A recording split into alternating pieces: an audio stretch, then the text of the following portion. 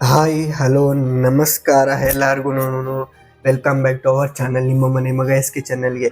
ನಾನು ನಿಮ್ಮ ಪ್ರೀತಿಯ ಶಶಾಂಕ್ ಮಾತಾಡ್ತಾ ಇರೋದು. ಇವತ್ತಿನ ಒಂದು ವಿಡಿಯೋ ಎಲ್ಲ ಒಂದು ವೈರಲ್ ಆಗ್ತಾ ಇರ್ತಕ್ಕಂಥ ವಿಚಾರ, ಎಲ್ಲರಿಗೂ ಭಯ ಹುಟ್ಟಿಸಿರ್ತಕ್ಕಂಥ ವಿಚಾರ. ಇದು ಏನಂತಂದರೆ, ಈ ಒಂದು ಇವಾಗ ನಡೀತಾ ಇರ್ತಕ್ಕಂಥ ಮಹಾಕುಂಭ ಮೇಳ, ಅಂದರೆ ಈ ಒಂದು 144 ವರ್ಷಕ್ಕೊಮ್ಮೆ ಬರುತ್ತಲ್ಲ, ಆ ಒಂದು ಮಹಾಕುಂಭ ಮೇಳದಲ್ಲಿ ಸಾವು ನೋವುಗಳಾಗಿದೆ ಅನ್ನೋದ್ರ ಬಗ್ಗೆ ಒಂದು ಎಲ್ಲ ತುಂಬ ವೈರಲ್ ಆಗ್ತಿದೆಯಲ್ಲ. ಅದು ಏನಾಯಿತು, ಅದು ಮುಂಚೆನೇ ಭವಿಷ್ಯದಲ್ಲಿ ಬರ್ದಿತ್ತಾ, ಯಾರು ಬರ್ದಿದ್ರು, ಆಮೇಲೆ ಅದರ ಬಗ್ಗೆ ಏನು, ಮತ್ತು ನೆಕ್ಸ್ಟ್ ಅಂತ್ಯ ಆಗುತ್ತಾ ಈ ಒಂದು ಕಲಿಯುಗ ಅನ್ನೋದು, ಅದರ ಬಗ್ಗೆ ಒಂದು ಸಂಪೂರ್ಣವಾಗಿ ಈ ಒಂದು ವಿಡಿಯೋದಲ್ಲಿ ಮಾಹಿತಿಯನ್ನು ನಿಮಗೋಸ್ಕರ ತಿಳಿಸ್ಕೊಡೋಣ ಅಂದ್ಬಿಟ್ಟು ಈ ಒಂದು ವಿಡಿಯೋ ಮಾಡ್ತಾ ಇದ್ದೀನಿ. ಈ ವಿಡಿಯೋನ ಯಾರು ಸ್ಕಿಪ್ ಮಾಡಿದ್ರೆ ನೋಡ್ರೆ ಮಾತ್ರ ಈ ವಿಡಿಯೋ ಅರ್ಥ ಆಗುತ್ತೆ. ಯಾಕಂದರೆ ನಾನು ಹೇಳೋದೇ ಮೈನ್ ಪಾಯಿಂಟ್ಸ್ ಆಗೋದ್ರಿಂದ ನಿಮ್ಮ ಅನಿಸಿಕೆ ಏನಾಗುತ್ತೆ ಅದು ಒಂದನ್ನು ಕಮೆಂಟ್ ಬಾಕ್ಸಲ್ಲಿ ಕಮೆಂಟ್ ಮಾಡಿ ಅಂತ ಹೇಳ್ತಾ ಈ ವಿಡಿಯೋ ಸ್ಟಾರ್ಟ್ ಮಾಡೋಣ. Let start. ಮೊದಲನೇದಾಗಿ ವಿಚಾರ ಏನಂತಂದರೆ, ಈ ಒಂದು ಮಹಾಕುಂಭ ಮೇಳ ನಡೆಯೋ ಸಮಯದಲ್ಲಿ ಈ VIP ಈ ಒಂದು ಮಾರ್ಗವನ್ನು ಮಾಡಿಕೊಡೋದಕ್ಕೆ ಹೋಗಿ ಏನಾಗಿರುತ್ತೆ, ಸರ್ಕಾರ ಒಳ್ಳೆ ಕೆಲಸನೇ ಮಾಡೋಕ್ಕೆ ಹೋಗಿದೆ. ಬಟ್ ಏನಂದರೆ, ಆ ಒಂದು ನುಗ್ಗುಲಾಟದಿಂದ ಏನಾಗಿದೆ, ಈ ಒಂದು ಮಹಾಕುಂಭ ಮೇಳದಲ್ಲಿ ಬರ್ತಕ್ಕಂಥ 144 ವರ್ಷಕ್ಕೊಮ್ಮೆ ಬರ್ತಕ್ಕಂಥ ಮಹಾಕುಂಭ ಮೇಳದಲ್ಲಿ ಒಂದು ರಕ್ತಪಾತನೇ ಸಂಭವಿಸಿದೆ. ಅದು ಏನಂತಂದರೆ, ಆ ಒಂದು ಈ ಒಂದು ಮೊನ್ನೆ ಮೌನಿ ಅಮಾವಾಸ್ಯೆ ಅನ್ನೋದಿತ್ತಲ್ಲ, ಆ ಒಂದು ದಿವಸ ಏನಾಯ್ತಂದರೆ, ಎಲ್ಲ ಒಂದು ಸ್ನಾನ ಮಾಡೋದಕ್ಕಂತ ಹೋಗೋ ಟೈಮಲ್ಲಿ ಏನಾಗಿದೆ, ಒಂದು 60 ಜನ ಹೋಗಿರ್ತಾರೆ. ಅದರಲ್ಲಿ ಬಂದ್ಬಿಟ್ಟು 60 ಜನದಲ್ಲಿ 30 ಜನಕ್ಕೆ ಸಾವಾಗಿದೆ. ಇದಾಗಿ ಹೋಗ್ಬಿಟ್ಟಿದ್ದಾರೆ ಅಲ್ಲೇ ಆನ್ ದ ಸ್ಪಾಟ್ ಸಾವು. ಅಂದರೆ ಒಂದು ಜನರ ತುಳಿದಾಟದಿಂದ ಸಾವಾಗಿದೆ. ಇನ್ನು ಮಿಕ್ಕಿದ ಉಳಿದವರ ಜನಗಳಲ್ಲಿ ಸಣ್ಣ ಪುಟ್ಟ ಗಾಯಗಳಾಗಿದೆ. ಇದೇ ಥರನೇ ಅದರಲ್ಲಿ 25 ಜನ ಮಾತ್ರನೇ ಒಂದು ಗೆಸ್ ಮಾಡಿ ಕಂಡುಹಿಡಿದಿದ್ದಾರೆ, ಈ ಒಂದು ಊರವ್ರು ಈ ಒಂದು ಅಂತ ಅಂದ್ಬಿಟ್ಟು ಗುರ್ತು ಸಿಕ್ಕಿದೆ. ಇನ್ನು 5 ಜನ ಗುರ್ತು ಸಿಕ್ಕಲ್ಲ. ಆ ಒಂದು ಸಾವು ನೋವುಗಳಲ್ಲಿ ಸತ್ತೋಗಿದ್ರಲ್ಲ ಈ ಒಂದು ಇಷ್ಟು ಜನದಲ್ಲಿ. ಇದೇ ಥರ ಒಂದು ಕಲಿಯುಗದಲ್ಲಿ ಮುಂಚೆನೇ ಬರ್ದಿತ್ತಾ, ಒಂದು ಪುರಾಣ ಕಥೆಯಲ್ಲಿ ಬರ್ದಿತ್ತಾ ಅನ್ನೋದ್ರ ಬಗ್ಗೆ, ಮತ್ತು ಶ್ರೀಕೃಷ್ಣ ಪರಮಾತ್ಮ ಅನ್ನೋದು ಮೊದಲೇ ಹೇಳಿದ್ದಂತೆ. ಅದೇ ಥರ ಈ ಒಂದು ಕಲಿಯುಗದಲ್ಲಿ ಅದೇ ಥರ ಸಂಭವಿಸ್ತದೆ. ಅದೇ ಥರನೇ ಈ ಮೊನ್ನೆ ಹೇಳಬೇಕಂದ್ರೆ ಪುರಿ ಜಗನ್ನಾಥದಲ್ಲಿ ಒಂದು ಏನು ಸುದರ್ಶನ ಚಕ್ರ ಇದೆ ನೋಡಿ, ಅದು ಮುರಿದು ಬಿದ್ದಿರ್ತದೆ. ಮತ್ತು ಅದೇ ಥರ ಮೊನ್ನೆ ಒಂದು ವೈಕುಂಠ ಏಕಾದಶಿ ಇದೆ ನೋಡಿ, ಏಕಾದಶಿ ಒಂದು ಸಮಯದಲ್ಲಿ ಏನಾಗುತ್ತೆ ಅಂತಂದರೆ, ಈ ಒಂದು ದೊಡ್ಡ ತಿರುಪ್ತಿಯಲ್ಲಿ ಏನಾಗುತ್ತೆ, ಅಲ್ಲಿನೂ ಸುಮಾರು ಒಂದು ಸಾವು ನೋವುಗಳಾಗಿರುತ್ತೆ.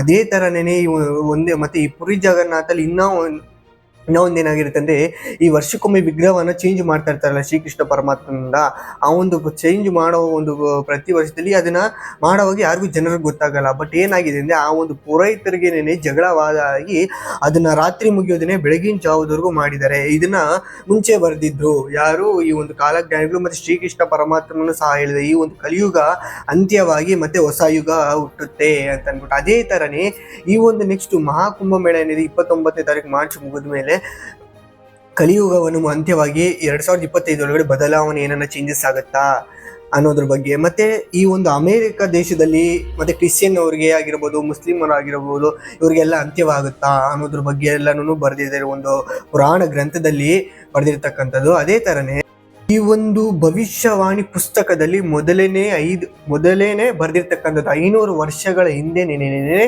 ಈ ಒಂದು ಪುಣ್ಯ ಕ್ಷೇತ್ರಗಳಲ್ಲಿ ರಕ್ತಪಾತವಾಗುತ್ತದೆ ಅನ್ನೋದ್ರ ಬಗ್ಗೆ ಮೊದಲೇ ಬರೆದಿರ್ತಕ್ಕಂಥ ಒಂದು ವಿಚಾರ. ಯಾರು, ಈ ಒಂದು ಆ ಸಮಯದಲ್ಲಿರ್ತಕ್ಕಂಥ ಋಷಿಗಳಾಗಿರ್ಬೋದು, ಈ ಒಂದು ಭವಿಷ್ಯ ಮಾಲಿಕ ಪುಸ್ತಕದಲ್ಲಿ ಆವಾಗೇ ಬರೆದಿದ್ರ, ಈ ಒಂದು ಋಷಿಮುನಿಗಳಾಗಿರ್ಬೋದು, ಈ ಒಂದು ಕಾಲಜ್ಞಾನಿಗಳಾಗಿರ್ಬೋದು, ಅವಾಗೇ ಬರೆದಿದ್ರ ಈ ಮಾನವನ ದುರ್ಬುದ್ಧಿಯಿಂದ ಕಲಿಯುಗವು ನಾಶವಾಗುತ್ತೆ, ರಕ್ತಪಾತ ಆಗುತ್ತೆ, ಪುಣ್ಯಕ್ಷೇತ್ರಗಳಲ್ಲಿ ರಕ್ತಪಾತ ಆಗುತ್ತದೆ ಅಂದ್ಬಿಟ್ಟು ಬರೆದಿದ್ರ. ಅಂದರೆ ಬರೆದಿದ್ದಾರೆ. ಯಾಕಂದರೆ ಆ ಒಂದು ಪುಣ್ಯಕ್ಷೇತ್ರಗಳಲ್ಲಿ ಏನಂದರೆ, ಈ ಮಾನವನ ದುರ್ಬುದ್ಧಿಯಿಂದ ಏನಾಗುತ್ತೆ, ಪೂಜೆ ಪುನಸ್ಕಾರಗಳನ್ನೋದೆಲ್ಲನೂ ಕಮ್ಮಿ ಆಗ್ತಾ ಬರ್ತದೆ. ಆದ್ದರಿಂದ ಈ ಕಲಿಯುಗವು ಈ ಒಂದು ಕುಂಭಮೇಳದ ನಂತರ ಅಂತ್ಯವಾಗುತ್ತದೆ ಅಂತ ಬರೆದಿದ್ದಾರೆ. ಆ ಒಂದು ಸ್ವಲ್ಪನ. ಅದೇ ಥರನೇ ಈ ಒಂದು ಅಮೆರಿಕದಲ್ಲಿ ಸಹ ಒಂದಿಷ್ಟು ಸಾವಿರಾರು ನೋವುಗಳಿಂದ ಒಂದು ರಕ್ತಪಾತನೂ ಆಗಿದೆ. ಅದೇ ಥರನೇ ಈ ಒಂದು ನಾನು ಆವಾಗಲೇ ಹೇಳ್ದಂಗೆ ಎಲ್ಲ ಕಡೆ ಆಗಿರ್ತಾ ಇದೆ. ಇದನ್ನೆಲ್ಲ ಯೋಚನೆ ಮಾಡಿದ್ರೆ ನಾವು ಏನಂತಂದರೆ ಅದೇ ಥರನೇ ಅನಿಸುತ್ತೆ.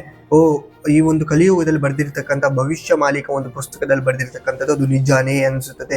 ಇದೇ ತರನೇ ವೀರ ಬ್ರಹ್ಮೇಂದ್ರ ಸ್ವಾಮಿಗಳು ಸಹ ಈ ಕಲಿಯುಗ ಅನ್ನೋ ಪುಸ್ತಕದಲ್ಲಿ ಆ ಒಂದು ಬರೆದಿರ್ತಕ್ಕಂಥದ್ದು ಈ ಒಂದು 2024ರಿಂದ 2060 ಒಳಗಡೆ ಈ ಒಂದು ಕಲಿಯುಗ ಅನ್ನೋದು ನಾಶವಾಗಬಹುದು, ಸಂಭವಿಸಬಹುದು. ಅದಕ್ಕೋಸ್ಕರ ನಾವು ಏನು ಮಾಡ್ಬೇಕಂದ್ರೆ ಅದರಿಂದ ಅದರಲ್ಲಿನೂ ಸಹ ಮೆನ್ಷನ್ ಮಾಡ್ತೇನೆ, ನಮ್ಗೆ ಇದಕ್ಕೊಂದು ಏನಾದ್ರೆ ಸೊಲ್ಯೂಷನ್ ಅಂತಾರಲ್ಲ, ಅದಕ್ಕೊಂದನೇ ದೇವರನ್ನ ಪೂಜೆ ಮಾಡ್ತಕ್ಕಂಥದ್ದು. ಅದನ್ನೇ ಒಂದು ಕಮ್ಮಿ ಆಗಬಹುದು, ತುಂಬಾ ಆಗೋ ಕಡೆ ಸಾವು ನೋವುಗಳು ಕಮ್ಮಿ ಆಗಬಹುದು. ಆದ್ರಿಂದ ಮತ್ತೆ ಈ ಒಂದು ನೆಕ್ಸ್ಟ್ 2025 ಈ ಒಂದು 2025ರಲ್ಲಿ ಏನಾಗಬಹುದು, ನೆಕ್ಸ್ಟ್ ಈ ಒಂದು ರಾಷ್ಟ್ರದಲ್ಲಿ ಏನೇನೇ ಕ್ರಿಶ್ಚಿಯನ್ ಆಗಿರ್ಬೋದು ನಾಶವಾಗಬಹುದು, ಸಂಭವಿಸಬಹುದು ಅಂತ ಆ ಒಂದು ಕಲಿಯುಗದಲ್ಲಿ ವೀರ ಬ್ರಹ್ಮೇಂದ್ರ ಸ್ವಾಮಿಗಳು ಬರೆದಿರ್ತಕ್ಕಂಥದ್ರಲ್ಲಿ ಒಂದೊಂದಾಗಿಯೇ ನಡೀತಾ ಬರ್ತಾ ಇದೆ. ಆದ್ರಿಂದ ನಾವು ಏನು ಮಾಡ್ಬೇಕಂದ್ರೆ ಇವಾಗ ಆಗಿರ್ತಕ್ಕಂಥ ಒಂದು ಪುರಿ ಜಗನ್ನಾಥಲ್ಲಿ ಇನ್ನ ಮುಂದೆ ನಡೀಬಹುದು. ಇಲ್ಲಿ ಮಹಾಕುಂಭಮೇಳದಲ್ಲಿ 3ನೇ ತಾರೀಕು, ಮಾರ್ಚ್ 3ನೇ ತಾರೀಕು ಇದೆಯಲ್ಲ, ಆ ಒಂದು ಸ್ನಾನ ಮೂರನೇದಾಗಿ ಸ್ನಾನ ಇದೆಯಲ್ಲ, ಆ ಟೈಮಲ್ಲಿ ಬೇಕಂದ್ರೆ ಏನು ನಡೆಯುತ್ತೆ ಅನ್ನೋದ್ರ ಬಗ್ಗೆ ಎಲ್ಲರೂ ಯೋಚನೆ ಮಾಡಿ. ಅದೇ ಥರನೇ ಈ ಒಂದು ಬಗ್ಗೆ ಎಲ್ಲ ತಿಳ್ಕೊಂಡಾಗ ನಮ್ಗೆ ಏನು ಅನಿಸುತ್ತೆ, ಈ ಒಂದು ಗ್ರಂಥದಲ್ಲಿ ಬರೆದಿರ್ತಕ್ಕಂಥ ನಿಜಾನೇನೆ. ಆವಾಗ ಕೃಷ್ಣ ಪರಮಾತ್ಮನು ಸಹ ಹೇಳಿರ್ತಕ್ಕಂಥದ್ದು ಕಲಿಯುಗವನ್ನು ಅಂತ್ಯವಾಗುತ್ತದೆ ಅಂತ ಹೇಳ್ಬಿಟ್ಟು ಅದೇ ಥರ ಆಗ್ತಾ ಇದೆ. ಈ ಒಂದು ಇನ್ಫಾರ್ಮೇಶನ್ ನಿಮಗೋಸ್ಕರ ನಾನು ಮೈನ್ ಪಾಯಿಂಟ್ಸ್ ಮಾತ್ರ ಹೇಳಿದ್ದೀನಿ, ಬೇರೆಯವ್ರ ಥರ ಇಷ್ಟುದ್ದಲ್ಲಿ ಎಂತಿ ತೊಗೊಂಡು ಹೋಗಲ್ಲ. ಏನಾಗುತ್ತೆ ಏನು ಅಷ್ಟು ಮಾತ್ರ ಅನ್ನೋದ್ರ ಬಗ್ಗೆ.